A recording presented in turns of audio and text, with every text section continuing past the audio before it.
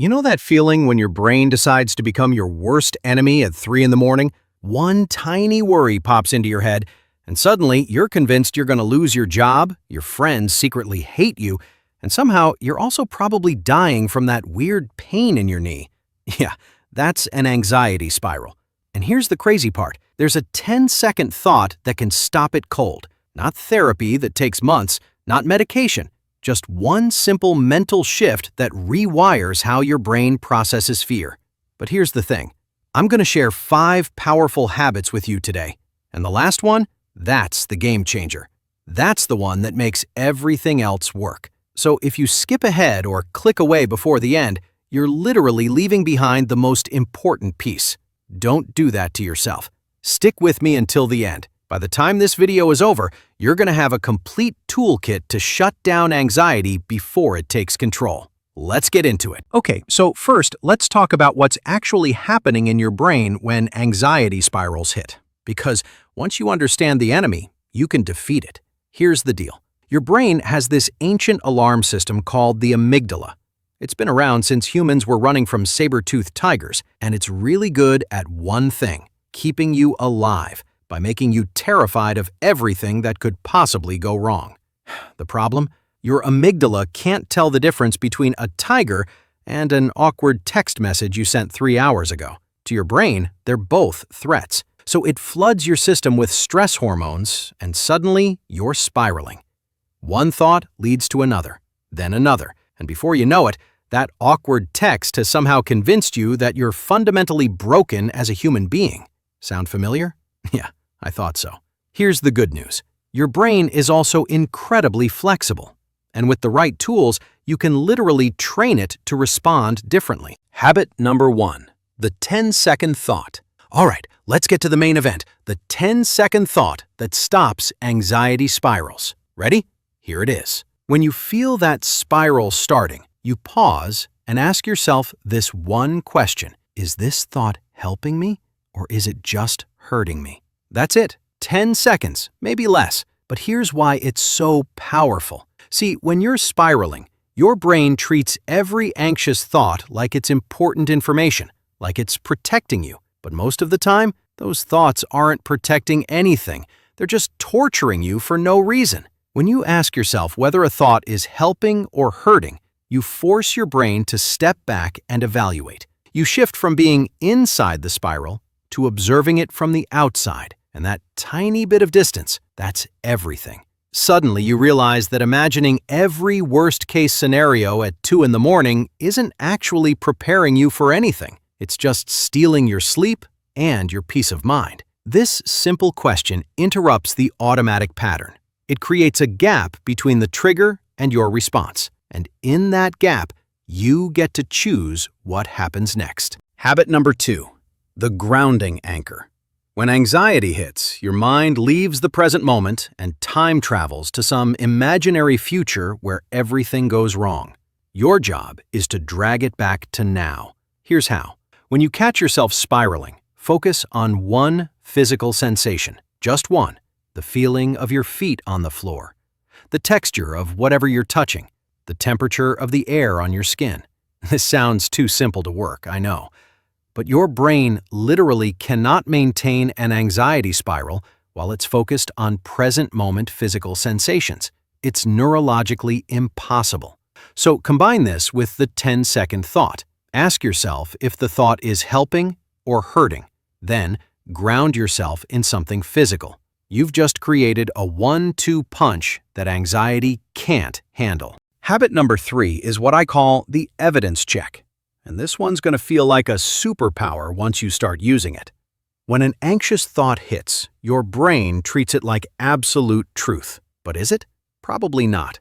So here's what you do. When you catch yourself believing something scary, ask yourself, what actual evidence do I have for this? Not feelings, not assumptions, actual, concrete evidence. 9 times out of 10, you're going to realize that your anxiety is based on speculation, not facts. Your friend didn't text back immediately, so obviously they hate you? Where's the evidence? There is none. They're probably just busy. This doesn't mean your feelings aren't valid. They are, but feelings aren't facts. And when you separate the two, anxiety loses most of its power. Habit number 4, the worst-case reality check. Sometimes the best way to defeat anxiety is to actually look directly at the worst-case scenario. I know, that sounds terrifying. But here's the thing. When you're spiraling, the worst-case scenario stays vague and undefined, and vague fears are the scariest kind. So instead of letting your brain torture you with undefined dread, ask yourself, okay, what is actually the worst thing that could happen here? Define it, be specific, and then ask yourself, could I survive that? Could I handle it? Almost always the answer is yes. Maybe it would suck, maybe it would be hard, but you'd figure it out. You'd adapt. You've survived hard things before. When you do this, you take away anxiety's favorite weapon, the unknown. You replace vague terror with a concrete challenge that you can actually prepare for. Habit number 5, the most important one. Okay, here it is, the last habit, the one I told you not to miss at the beginning, and I meant it, because this is the foundation everything else is built on. Habit number 5 is self-compassion. I know that might sound soft or cheesy, but listen to me. This is the difference between people who overcome anxiety and people who stay stuck in it forever. When you spiral and then beat yourself up for spiraling, you're adding fuel to the fire. You're teaching your brain that anxiety is dangerous and shameful, which only makes it stronger. But when you respond to your anxiety with kindness, when you treat yourself the way you'd treat a scared friend, everything changes. Here's what this looks like. When you catch yourself spiraling, instead of saying, "What's wrong with me? Why can't I just be normal?" Try saying, "Okay, this is hard. My brain is trying to protect me, even though it's not being helpful right now. And that's okay. I'm learning." That's it. That simple shift. But it's revolutionary.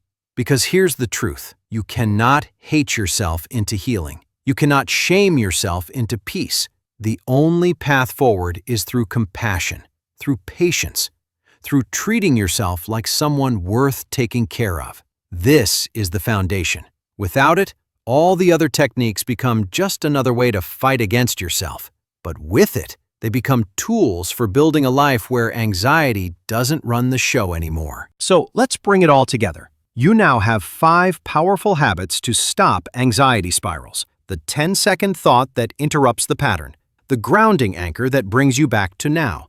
The evidence check that separates fear from fact. The worst-case reality check that takes away the unknown. And self-compassion, the foundation that makes everything else possible.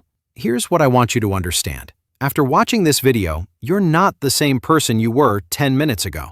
You now have tools that most people never learn. You have the ability to catch yourself spiraling and actually do something about it. The next time your brain tries to convince you that everything is falling apart, you're going to be ready. You're going to pause. You're going to ask yourself if that thought is helping or hurting, and you're going to choose a different path. That's your transformation. That's what you're walking away with today. Anxiety doesn't get to control your life anymore. Not because you're suddenly fearless, but because you finally have the tools to work with your brain instead of against it. Now go practice. Start with the 10-second thought. Use it tonight when your brain tries to spiral, and watch what happens. You've got this. I believe in you, and I'll see you in the next one.